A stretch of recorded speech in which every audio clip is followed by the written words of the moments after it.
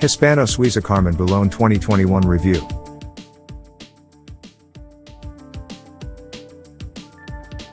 But before we start, please support us by pressing the like and subscribe buttons, so that we can continue to provide information about car and motorcycle news. Also turn on the bell button to get the latest updates. Your support means a lot to us. Thank you. Long dead marques have been revived before, but few that have been dormant for as long as Hispano Suiza. The Spanish manufacturer produced 12,000 cars in the first half of the 20th century but hasn't made one since 1946.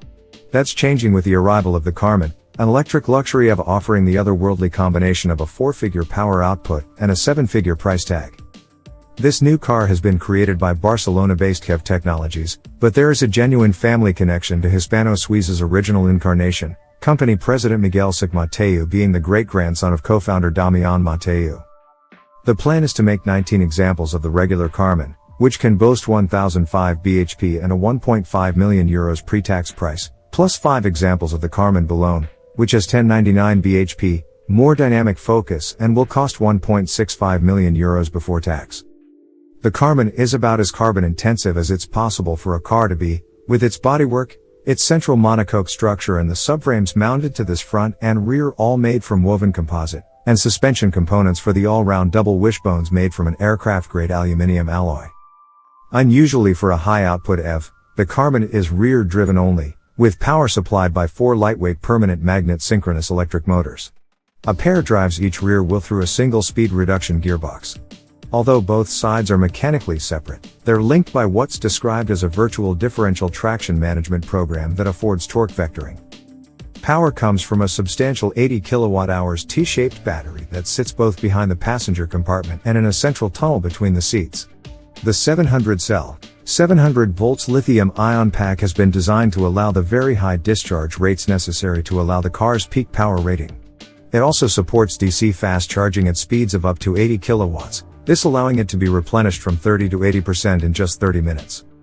Hispano Suiza says it's targeting a 250-mile range under the WLTP test protocol.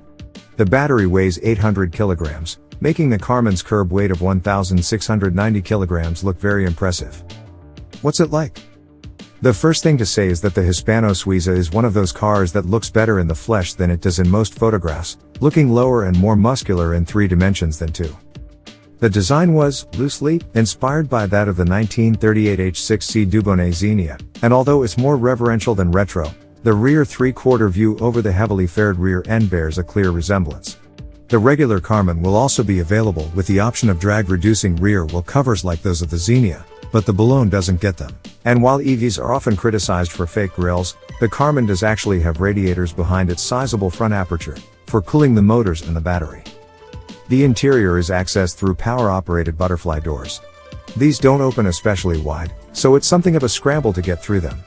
But once you're installed, the cabin feels reasonably spacious and, although the prototype's bronze-heavy finish won't be to all tastes, it's trimmed to an impressively high standard. Idiosyncratic details include a triangular push-button gear selector, with park in the center and drive, neutral and reverse all set at 120 degrees angles. The Carmen is claimed to be a luxurious Grand Tourer, while the Boulogne I drove in near-finished form is pitched as a more track-suited version. My drive was limited to the track at the Circuit de Barcelona-Catalunya in Spain, an experience that proved the Boulogne is capable of delivering at least brief doses of serious speed, overall velocities being limited by a pace-setting Tesla. Starting out in the power-restricting Eco mode denied full acceleration, but it did confirm that the Carmen's cabin is quiet and well-insulated at a cruising speed. Turning to normal and then sport mode brought more power, although I was allowed to experience the unrestricted peak output only for the length of one straight. As with the prototype Lotus Evija that I drove earlier in the year, there's a disconcerting disconnect between the seriousness of the G-forces the Carmen creates and a lack of combustion sound and fury to accompany them. The size and position of the battery means that 60% of the car's static weight sits over its rear wheels. This felt obvious in the circuit's tighter turns, where the front end needed to be shepherded to apexes and optimistically early power application resulted in understeer. Yet this could be neutralized by easing the power, and it proved possible to easily adjust the cornering attitude through weight transfer.